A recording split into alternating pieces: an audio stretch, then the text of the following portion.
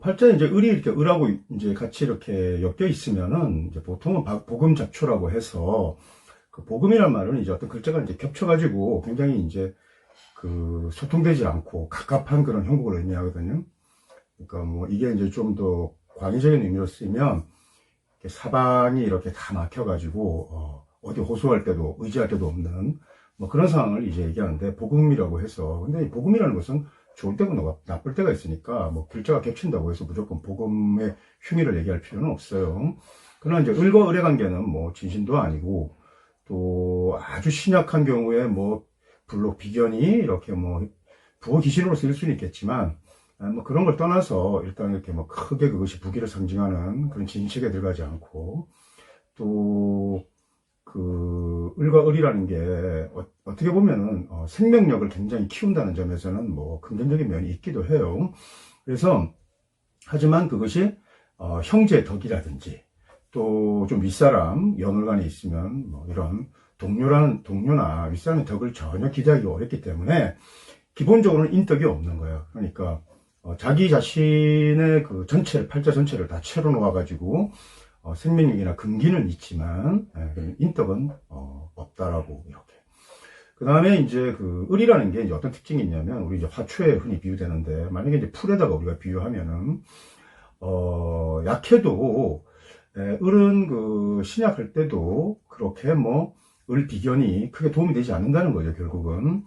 그리고 대신에 을과 을이 서로 이렇게 엮여 있으면은 뭐 모진 비바람이나 이런 데서 뽑히지 않고 아주 질긴 그런 근성을 품게 돼요. 그래서 뭐 을묘일주 이런 친구들이 굉장히 그 겉으로는 이렇게 유약하거나 또 유연하게 보여도 속으로 내심은 굉장히 질긴 근성을 가지고 있다고. 그래서 을묘일주한테 보통 그 고집을 내세워가지고 이기가 어렵습니다. 그래서 뭐 예전에 내가 이제 군대를 제대하고 첫 직장은 은행원으로 이렇게 시작을 했는데 그 은행원이 뭐 고객에게도 굉장히 친절해야 되고 또 그 관청이 굉장히 무력하다고요. 그래서 그런 부분에 있어가지고 좀 이렇게 내가 의기가 이렇게 좀 상실된 그런 적이 있었는데 우리 그때 그 상사가 나에게 얘기하기로 은행원은 잔디와 같다고 밟으면 밟히지만 비바람이나 태풍에도 뽑혀나가지 않고 그래서 뭐 최후의 승자가 되는 것처럼 이렇게 미화해서 설명해 줬던 기억이 납니다. 풀이라는 것은 기본적으로 발목까지 누워도 꺾이지 않는 그런 근적인 생명력이 있다는 그 특징이 있죠. 그래서 경험칙으로 볼 때 팔자에 이제 을을이 있으면 갑목처럼 이렇게 딱딱하지 않고 유연하고 좀 그 나풀나풀거리는 그런 의미가 들잖아요. 그래서 을목일주들이 기본적으로 늘씬하고 또 그 뭐 을류일주라든지 아니면 뭐 신금이 이렇게 있어가지고 잘 이렇게 화초를 깎는 그런 형상이 되면 인물들이 괜찮은 사람들이 참 많습니다. 그 다음에 이제 팔자에 한물에 을로만 가득 차가지고 뭐 지지에 목국을 짓고 이렇게 되고 뭐 개수도 없고 또 병화도 없고 이러면은 이것은 그냥 난신무주야. 그러니까 뭐 제대로 된 신화가 없다는 거지. 우리가 이제 팔자에서 뭐 재나 관 이런 걸 이제 나중에 이제 군신경에 이런 말 쓸 때 우리가 이제 참다운 신화, 참다운 군주 뭐 이런 식으로 해서 우리가 이제 그 비유해서 육신들을 쓰는데 을에는 뭐 정신기 3자 중에서 우리가 신의 요소, 그러니까 식재관의 요소들이 빠져 있고 또 정이 되는 인수의 요소도 없고 이러면은 그냥 난신무주라고. 그래서 고생하고 그런 아주 파란이 많이 따릅니다. 그리고 이제 갑이나 을이 지지 목국을 완전히 했을 때는 이제 인수격이 되죠. 인수격이 이제 곡직격이 되지. 곡직격이 되면 대체로 목국을 짠 국직격을 이루면은 국직격이 이제 지지에 이제 국을 이루고 이제 기세를 다 얻어가지고 국직국을 딱 짜면 천연 천계 천연의 어떤 순수한 천기를 우리가 말할 수 이제 있는데 이 곡직격은 특히 인수가 투해야 아주 귀하게 쓰인다고요. 그리고 이제 특히 예민해 곡직격이. 그래서 지지에 있는 금의 글자도 굉장히 두려워한단 말이에요. 그래서 우리가 일행득기격에서 이것은 일행득기격의 형태를 갖추었는데 왜 기대만큼 부기에 미치지 못하지? 그 다음에 일행득기격을 완전하게 짓지 않고 파괴의 요소가 있는데도 일행득기격에 수복이나 부기를 누리는 경우 이 두 가지 차이가 어디냐면 각각 식간의 성질에 따라서 조금씩 달라서 그래요.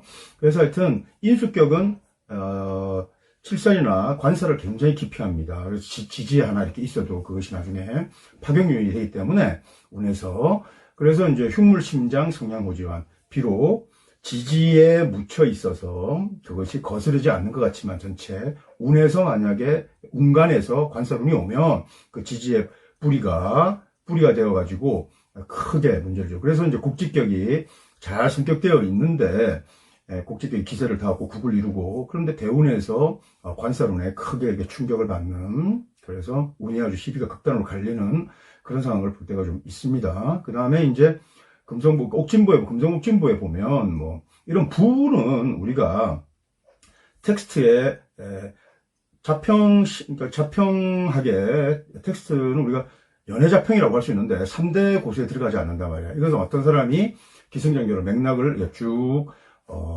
저술한 게 아니고 편집해가지고 편찬된 책이기 때문에 그런 거죠. 그런데 이제 부들이 붙어 있단 말이야. 각각 챕터들이. 그 부의 이름들이 이제 금성옥진부, 뭐 진보부, 뭐 연애부, 뭐 이렇게 있어요. 그래서 이제 또 뭐 시로 이렇게 돼 있기도 하고, 그래서 이제 이런 것들 뭐 있는데, 하여튼 뭐 진보부다, 뭐 금성옥진부다 이런 말들, 명통부다 이런 말이 나오면 이 연애자평서에 이렇게, 또 뭐 산명통이나 이런 고서나 이런 데도 다 마찬가지로 이렇게 편찬해가지고 소설해놨으니까 그런 부서들 불을 볼 수 있는 거지, 그런 챕터들을.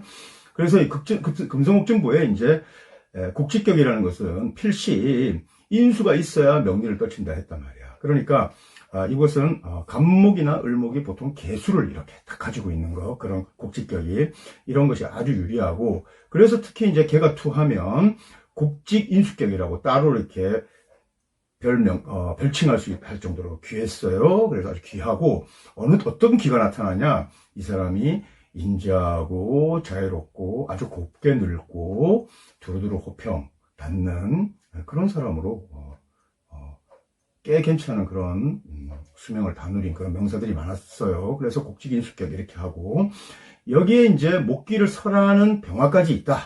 이렇게 되면은 그 을목의 진신을 다 얻은 거잖아요, 국직격이. 그래서 이렇게 이제 나중에 이제 그 국직이 거스르는 성분이 없고 인수와 상관 이렇게 돼 있으면은 이것은 뭐 상격 중에 상격이야. 그러니까 상상직격이라고 이렇게 얘기하는 거예요. 그 다음에 이제 근데 이때도 뭐 개, 병 다 보니까 이렇게 하지만, 만약에 개가 많으면서 상이 아주 가벼우면 인수에 의해 가지고 상관이 이제 뭐 첩했거나 이렇게 해서 하면, 이런 것은 기본적으로 인수를 딱 차가지고 상관격이 되면 상관폐인격골 짜겠지만, 이렇게 이미 이렇게 왕한명이란 말이야. 자기가 왕한명에서는 나를 좀 설계해주는 성분이 좋은데 더 왕하게 하는 개수가 와가지고 병화를 치면, 그 패인 해가지고 상경신왕이랬어요. 그래서 인수가 상관은 아주 가벼우면서 신왕한 명, 상관은 가벼우면서 신왕한 명이 인수를 차고 있다. 이렇게 되면은